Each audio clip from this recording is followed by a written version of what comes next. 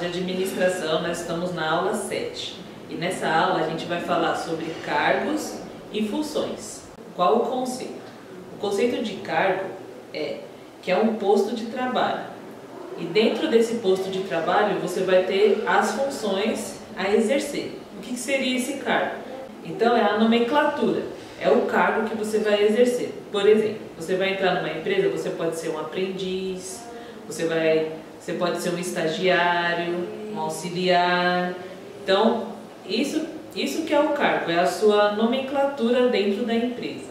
E quais são as funções dentro do cargo? Então eu vou explicar o que é a função. A função são as tarefas que você vai exercer dentro desse cargo. Por exemplo, se você for um auxiliar contábil ele faz registro de contas, né? Então ele vai nomear o que é débito, crédito, então ele vai classificar cada conta dentro da empresa. Ele também faz a parte de arquivo. Outro exemplo seria um auxiliar de recursos humanos. Então, quando você tem essa função, você pode cuidar da folha de ponto, o registro, né, da parte de benefício dos funcionários. Se você é um técnico de TI, né, um técnico de informática, então você vai cuidar da parte de helpdesk dos funcionários. Você pode cuidar da parte de estrutura, né, que é a parte de infra. Você vai cuidar do conceito de computadores, né, e dar esse auxílio para as pessoas dentro da empresa. Tudo bem? Os cargos, eles são divididos em 3 partes. Então, tem a abordagem clássica, a abordagem humanística e a abordagem de contingência. Dentro da abordagem clássica, qual é a preocupação na abordagem clássica? Então ele só se preocupa com o processo, o ênfase que essa tarefa vai trazer. Então ele não se preocupa se o funcionário está bem, se ele está mal, se o ambiente está agradável, não interessa. O que interessa é que a atividade ela seja feita e que ela seja feita muito bem. A clássica, ela se preocupa no ênfase da tarefa, né? Quando a tarefa não é como ela está sendo realizada, mas sim se ela foi realizada, se ela foi concluída e tem que ser feita da melhor maneira. Então, se o funcionário não está se sentindo bem fazendo aquela tarefa, não é problema da empresa, é dessa maneira que se enxerga. Mas o importante é que ela seja feita. Já na abordagem humanística, ela se preocupa com a pessoa, né? Por isso que tem esse nome, humanística.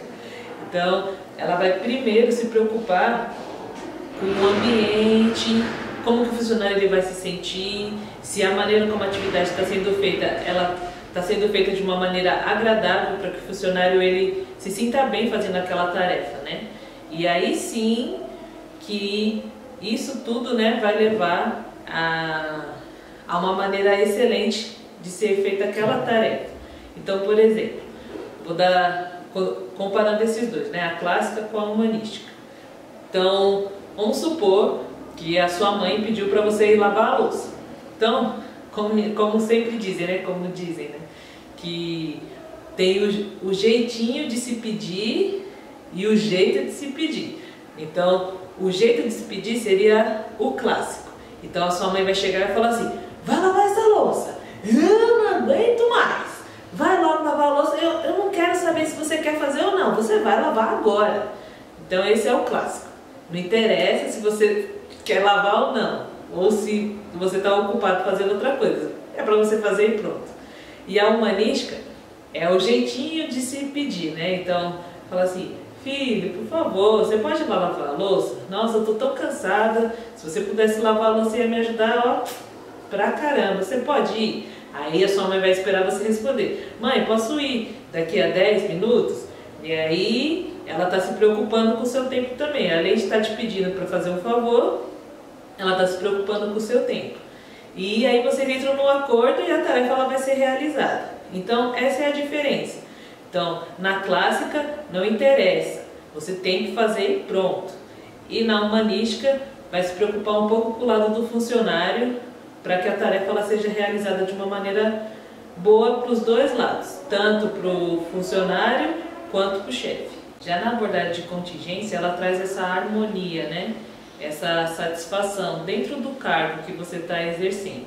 Então, por exemplo, temos 4 fatores, né, dentro da parte de contingência. Então, qual é o primeiro? O primeiro fator é a heterogeneidade de operações. O que seria, né? Então, seria a diversidade, a variação e os desafios dentro da função, daquele cargo que você está exercendo. Já a parte de autonomia, que é a segunda, né, dentro dos 4 fatores, então a autonomia seria a liberdade que você vai ter dentro da sua função, né, vai ser a autossuficiência, a independência dentro do seu cargo. Então, eu estou ocupando o cargo de estágio, então eu tenho algumas funções, mas dentro daquelas funções não está pré-determinado a maneira como eu tenho que fazer. Então você vai ter essa liberdade de poder decidir como você vai exercer aquela função no seu cargo.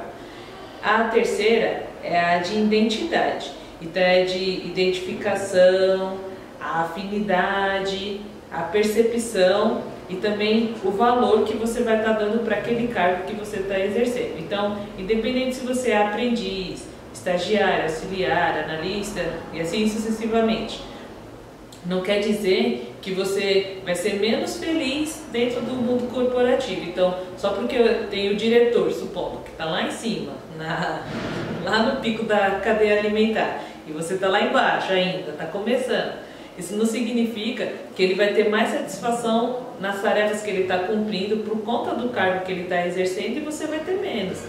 Não, significa que você tem que gostar do que você faz. Você tem que valorizar o cargo que você tem. E a retroação, que é a quarta, então a retroação é você sempre voltar na informação.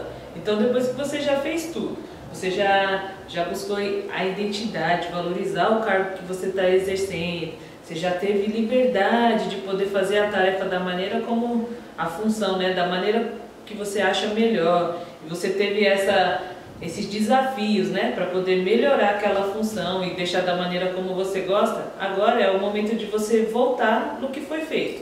Então, quando a gente fala de retroação, é você sempre conferir a informação. Terminei o serviço, vou voltar na tarefa, vou conferir para ver se está tudo correto.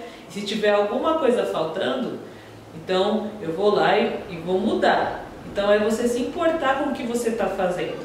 Então, se você valoriza mesmo, se você gosta do que você faz, então você sempre vai agir da melhor maneira para que tudo seja feito da melhor forma. Como que vai funcionar a atividade, então? A atividade vai funcionar assim. Vocês vão pensar em qual cargo, qual função, qual cargo vocês querem ocupar um dia, no futuro. Eu vou fazer um plano de carreira.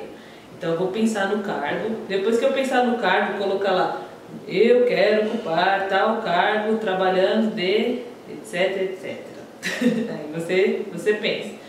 E aí depois disso, você vai colocar qual é a ocupação, quais são as funções daquele cargo que eu escolhi. E depois disso, vocês vão pensar o que você tem que estudar, o que você precisa fazer para poder chegar nesse cargo e realizar as funções. E também, né, pensar assim: quais são as funções? Já decidi o cargo, já sei quais são as funções. Tentar pensar, né, como que seria uma boa maneira de você exercer essa função. Então, simples assim. Espero que vocês entendam e façam a atividade e mandem pra gente. Não esquece de curtir o vídeo. Espero que vocês tenham gostado do vídeo. Então dá aquela curtida e se inscreve no canal para vocês receberem todos os vídeos daqui pra frente, hein?